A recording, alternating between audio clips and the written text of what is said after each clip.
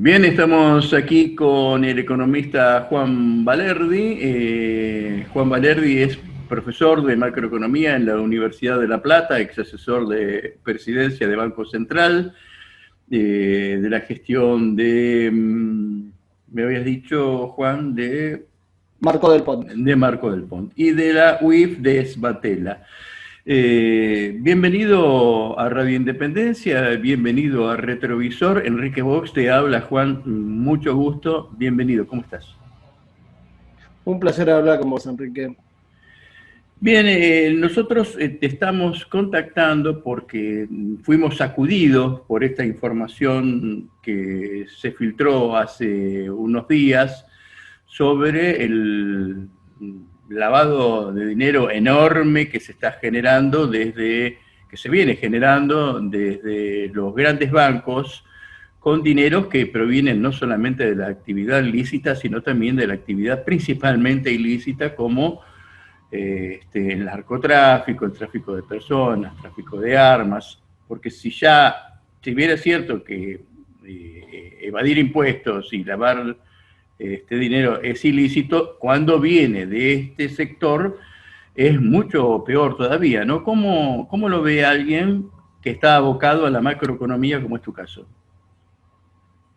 Bueno, te cuento que yo he tenido experiencia trabajando para una coalición de ONGs internacionales que están luchando contra las redes de los mal llamados paraísos fiscales, que son guaridas fiscales, y hay una estimación de una de estas ONG muy seria, que se llama GFI, Global Financial International, y que estimó que un tercio prácticamente del total de lo que manejan estas redes de fondos proviene efectivamente de actividades típicamente delictivas como la trata de personas, el tráfico de armas o fundamentalmente, por supuesto, el narcotráfico. Pero sin embargo, casi 2/3 de los totales de los fondos que manejan tienen que ver con los fondos que eluden impuestos, evaden impuestos y fugan las multinacionales en el mundo, con distintos mecanismos que le ayudan las principales firmas de auditoría mundiales, la famosa Big Four, los bancos internacionales, entre los cuales están los más reconocidos del mundo, como el Citibank, el HSBC y el JP Morgan, y también, obviamente, muchas firmas legales y demás. Entonces, solo un 5% se estima que es corrupción política. Sin embargo, esa corrupción política que se explica porque tiene que ver con el financiamiento de la política que nunca se discute, es la que le abre las puertas a estas guaridas fiscales para operar en cualquier país sin ningún problema ni restricción. Justamente porque hay una pequeña parte de la clase política mundial que está manejando sus fondos o su caja B por ahí, como Claro. se vio, por ejemplo, claramente en el caso de España. Entonces, los bancos estos, hay bancos que han nacido para manejar dinero del tráfico de opio, como el HSBC, que nació en Asia y lo creó el gobierno inglés para manejar los multimillonarios fondos que generaba el tráfico de opio a principios del siglo XX y que hacían que crearan un banco específico para eso. Después de eso, el HSBC nunca dejó de dedicarse al lavado, ha tenido multas importantes en el mundo, sobre todo en Estados Unidos, porque la multa se la ponían por lavar el dinero del proveniente de los carteles de México en México y no en Estados Unidos, que es lo que hacen normalmente los grandes bancos. Es decir, lo que tenemos con estas guaridas es que los grandes manipuladores de este sistema, que básicamente son Inglaterra y Estados Unidos, no luchan contra el lavado de dinero, sino que lo que hacen es tratar de obtener su tajada importante de esta torta de fondos, que son grises. Mezclan fondos blancos, fondos grises, fondos negros, y lo licúan todo y lo meten en Wall Street, en Londres, en Shanghái y demás. Y hay una pelea por estas porciones. Dentro de la pelea de estas porciones aparecen las famosas filtraciones. Y yo en ese sentido no soy inocente, si bien las filtraciones nos dan la posibilidad de ver y escandalizarnos con mucho de lo que hay ahí adentro, hay otras cosas que no se muestran. Como te decía, la parte de los criminales, de los traficantes, narcotraficantes y traficantes de armas se ve, algunas partes de la clase política se ve y de los famosos también, pero de las multinacionales en general se trata de no mostrar. Porque, a Entonces, ver, digámosle a la gente que de esto se mostró una pequeña parte. Se denunció que hay muchísimo más, pero se mostró una pequeña parte, digamos, ¿no? así es. Y lo mismo pasó con los Panama Papers, con el Paradise Papers y demás. Sin embargo, hubo una filtración en su momento que se llamó los LuxLeaks, o filtración de Luxemburgo, que efectivamente en ese caso era claramente un empleado que estaba cansado del asco que le daba todo eso adentro de una de las 4 grandes firmas de auditoría, y que filtró un montón de documentos que hicieron que Europa empezara a revisar la forma en que liquidaban impuestos las grandes multinacionales por su actividad en Europa.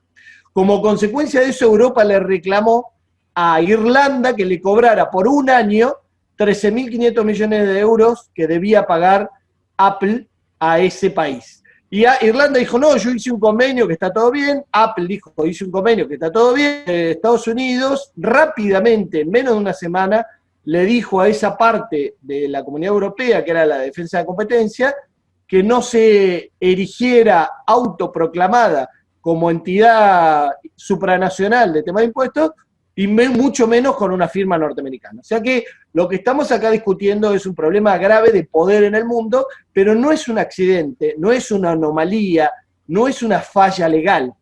Esto, como dijo Obama en su momento, es todo legal. Y justamente porque es legal puede ocurrir y ocurre, y los países en general hacen de cuenta que están luchando contra eso, pero en el fondo están el sistema por presión de Estados Unidos o porque son directos beneficiarios, como el caso de Estados Unidos, Londres y Luxemburgo, Irlanda y demás. Tiene que quedarle claro a la gente es que el dinero no queda ahí estacionado, sino que son todas cuestiones contables y trampolines contables, ¿no? Claro, a ver, vos hablaste recién de un empleado asqueado con lo que se estaba haciendo, y ahora estamos en otro momento muy particular donde se juegan unas internas feroces en Estados Unidos por las elecciones que vienen y por los juegos de poder. Trump se ha manifestado como un enemigo de la Reserva Federal, de Wall Street, del aparato industrial militar de Estados Unidos. En Estados Unidos se le están moviendo fichas que le están poniendo a diversos estados en estado de descontrol, donde prácticamente no están ingobernables, digamos, por las protestas, por los desmanes que están ocurriendo, ¿no? Más allá de los problemas climáticos que tienen, con los temporales, con los incendios también, etcétera, etcétera. Ahí estaba diciendo un columnista que había kilómetros de cola para recibir comida por parte de algunas personas, ¿no? ¿Vos pensás que esta filtración, como dijiste, no es casual? ¿Es un juego de alguna interna? Ninguna de las filtraciones que maneja el consorcio ISIG, Consorcio de Periodistas Internacional, que no tiene ningún tipo de formación democrática, es un consorcio que se arma a dedo y que no está claro quién está o tiene derecho a intervenir y quién no. Se sabe quiénes son los miembros, pero no los criterios bajo los cuales se llama o no a alguien. Acá en la Argentina es Alconada Mon y algún otro periodista. ISIG no ha tenido ninguna filtración en la cual yo piense que hubo casualidad o que hubo un empleado infiel o un empleado asqueado. Claramente son filtraciones formuladas con algún objetivo. Vos me dirás, ¿pero cómo? Si lo maneja, yo digo que lo maneja Estados Unidos o alguna parte del poder profundo de Estados Unidos, lo maneja. Vos dirás, ¿cómo el Panama Paper, que le pega en el corazón a un lugar que tiene que ver con el lavado y con el licuado de dinero para ir a Wall Street, dejó que ocurran los Panama Papers? Bueno, Estados Unidos lo que está haciendo en las últimas décadas y media más o menos, y especialmente después del 2008, es sacarse de encima a intermediarios costosos, ineficientes, desprolijos e innecesarios. Porque el avance tecnológico en las últimas 2 décadas ha hecho que sea innecesario todo esa contaduría, digamos, y demás, desde un punto de vista físico. Todo eso se puede hacer todo tecnológicamente y no es necesario más ya tener tanta gente trabajando o haciendo de cuenta que trabaja en las islas del Caribe o en Panamá.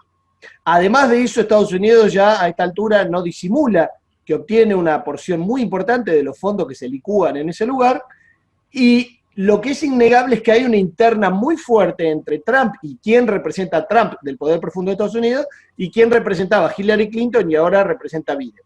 Claro.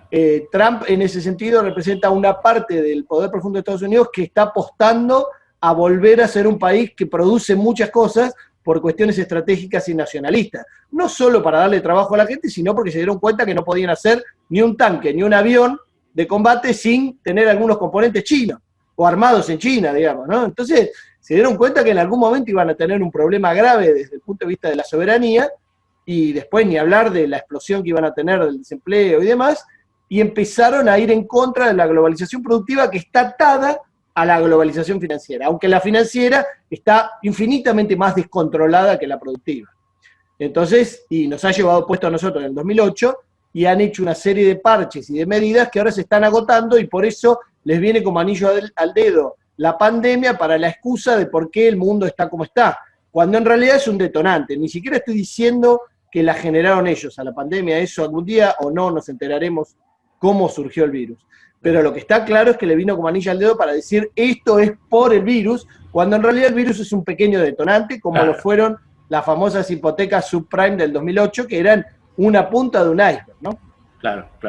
Como lo fueron también el derribo de las torres frente al desplome de credibilidad de la actividad bursátil en Estados Unidos con los fraudes de la Enron y todas esas cosas, ¿no?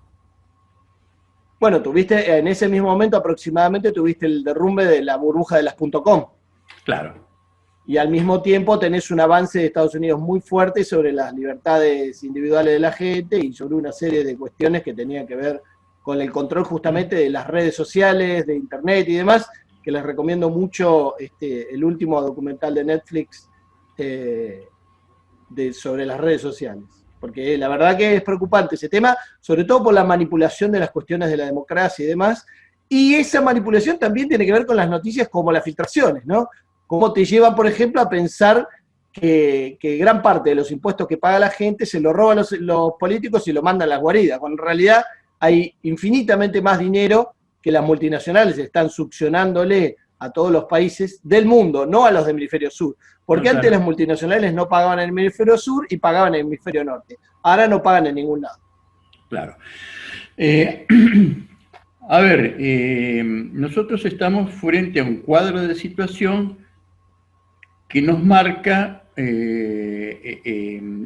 esta revelación que nosotros más o menos las intuíamos, algunos teníamos información al respecto, perdón, pero sabemos que se maneja discrecionalmente, habida cuenta de que, por ejemplo, Alconada Moon sabía de los Panama Papers antes de las elecciones y se quedó calladito la boca y lo dijo solo después de las elecciones, ¿no es cierto? Lo que manifiesta una riña severa y grosera con el derecho a la información, ¿no? Totalmente. Bueno, ahí además te das cuenta que en las filtraciones siempre hay alguien que parece que si realmente el poder financiero o el poder profundo de Estados Unidos es el que deja que corra esa filtración, ¿cómo puede ser que le toque a alguno de sus aliados? Pero claro, fíjate que en el caso de Macri, que estaba hasta las manos, digamos, claramente dicho en criollo, lo dejaron ganar las elecciones y recién después lo filtran, porque probablemente era muy difícil salvarlo o porque en realidad lo querían tener condicionado. Claro. Eso es muy difícil de determinar. Pero vos fijate que el tipo saliendo en Panama Paper y todo, hizo todo su mandato y no tuvo ningún problema grave judicial, con lo cual, digamos, eso es una pauta de cuán débil es la cuestión de las filtraciones respecto a los impactos judiciales. Porque cuando vos tenés una filtración no sirve para nada desde el punto de vista judicial. Sí sirve para presunciones de la FIP y demás, pero también tiene que estar la voluntad política de empujar a la FIP a ir a chocar con el poder económico y político de los distintos países donde está la filtración. Una muestra de ello es que hace 2 años y pico, casi 3 años, la FIP, que comandaba Abad, recibió 950 datos de gente que tenía, argentinos que tenían fondos en el exterior y que no los declaraban, y los encajonearon hasta que terminó el mandato de Macri. Y cuando llega este gobierno, no hace un juicio, digamos, tan fuerte, ético y legal sobre Abad, sino que dice, bueno, en realidad, y tampoco quiere ir al choque con el poder político, porque probablemente en ese tipo de casos salgan a la luz gente con mucho poder económico en la Argentina, ¿no? Bueno, a ver, ya más como economista, nosotros observamos que la Reserva Federal emitió en estos últimos 90 días más dinero que en los últimos 90 años, por ejemplo. ¿Cómo afecta eso al sistema y cómo nos habla de un posible reseteo en este juego de poderes? Reseteo Mira, económico. sí, sí, claro, claro. Normalmente cuando cualquier país del mundo hace una emisión fuerte de moneda para rescatar a su economía y demás, el problema que llaman a la atención todos los economistas clásicos, ortodoxos y demás, es ahí viene la inflación o la hiperinflación. Esto en el contexto actual no se está verificando porque hay una recesión tan grande, hay un conservadurismo de la gente tan grande porque no sabe qué va a pasar por el virus, por la crisis económico-financiera y demás, que no hay problemas de inflación en ningún país del mundo prácticamente, excepto en la Argentina, que ya viene de hace varios años. Pero incluso en la Argentina, emitiendo a una velocidad altísima, tenemos menos inflación que durante el último año de macrismo, cuya emisión era cero y tuvo 50% de inflación. Con lo cual ahí se le queman los papeles a todos los que conectan inexorablemente inflación con emisión. Ahora, si vos me preguntás si no va a pasar nada en el futuro con todo eso que se está emitiendo, más allá de que Estados Unidos siempre le da la maquinita porque tiene la capacidad de emitir una moneda que en un 60% está fuera de su país, yo tengo la sospecha de que en algún momento Estados Unidos va a forzar el que entren los fondos que tienen un montón de gente en el resto del mundo en dólares, tanto contablemente en dólares en las cuentas de la Argentina o en billetitos, lo va a forzar a entrar a su sistema financiero. A mí me tocó vivir unos meses después de que había ocurrido en la India, yo fui en el 2017, y habían cambiado todo el efectivo de alta denominación. Y cuando digo alta denominación estoy diciendo como si en la Argentina cambiaran todos los billetes de más de 100 pesos. Por billetes nuevos, pero había una transición en la cual tenías que poner tus billetes viejos en un banco, en una cuenta tuya, para que te dieran después los billetes nuevos. Es decir, hicieron un reseteo y vos tenías que explicar de dónde habías sacado los fondos, porque tenías que justificarlo, y si no te hacían retenciones o te podían llegar a procesar. Imagínate 1.400 millones de personas en un país donde la informalidad es altísima, claro. Y sin embargo ocurrió y no hubo ninguna quema de nada. El primer ministro lo dijo un día a la noche, dijo, tienen 30 días para cambiar todos los billetes, porque dentro de 30 días no sirven más. Así fue. Y ocurrió. Y ese experimento para mí tiene que ver con que en algún momento los bancos centrales van a pegar el salto, probablemente, por ejemplo, a una criptomoneda, pero de un gobierno, no una criptomoneda como el Bitcoin, que es una entelequia que se puede desaparecer de un día para el otro, sobre todo si prohíben su comercialización o su declaración como bien en Estados Unidos y en otros países desarrollados. Entonces, si crean el criptodólar, dicen, bueno, todos los que tengan billetes de dólares o dólares que tengan que declarar, me los tienen que depositar en mi sistema financiero directamente o a través de mis bancos y sus filiales, los tienen que depositar en mi sistema financiero. Ese es un one shot, quiere decir un solo golpe, que a Estados Unidos le daría un montón de liquidez en su sistema financiero propio. Pero es un golpe importante, ¿no? O sea, hay muchos narcotraficantes que por ahí se cambiarían de moneda, o no, depende de qué tan generoso se ponga el tío Sam para entender las justificaciones de los fondos, porque en eso los bancos son bastante especialistas. Claro. Los bancos de Estados Unidos lo primero que hacen cuando va alguien a llevar dinero es asegurarse de que no tenga evasión dentro de Estados Unidos. Ahora, si vos tenés evasión fuera de Estados Unidos, a ellos no les importa, no les interesa en lo más mínimo y no lo consideran una actividad ilícita como antecedente de lavado. Es decir, claro, tu evasión en la Argentina para ellos no es un ilícito precedente para lavado en Estados Unidos. Con lo cual lo único que firmás vos es que no tenés ningún tipo de actividad económica en Estados Unidos y entonces lo que se asegura es que no seas narcotraficante y si lo sos, te mandan supongo por otra ventanilla que tiene un costo un poco más alto. Bueno, extraño porque una persona que es delincuente en Brasil lo es en Estados Unidos también, tarde o temprano, ¿no? Asesino, estafador, lo que sea. El delincuente es delincuente en cualquier parte del mundo. O sea que es hacer una vista gorda peligrosa, digamos, ¿no? Lo que pasa es que los dólares son verdes también. Los del delincuente son dólares verdes y al tío Sam le gusta recibir a sus dólares. Y el sistema financiero y las guardias fiscales no diferencian entre dólares que vienen del narcotráfico y demás. De hecho, al sistema financiero le gusta recibir esos dólares porque cuando ese delincuente cae, se incautan esos dólares y tarda un montón la justicia en disponer de ellos, con lo cual el banco los tiene sin ningún tipo de costo por mucho tiempo. Esto no se habla mucho, pero es así. Y después el tío Sam se lo queda, ¿no? Aparte. Claro, o sea claro. que eso pasa muchísimo también.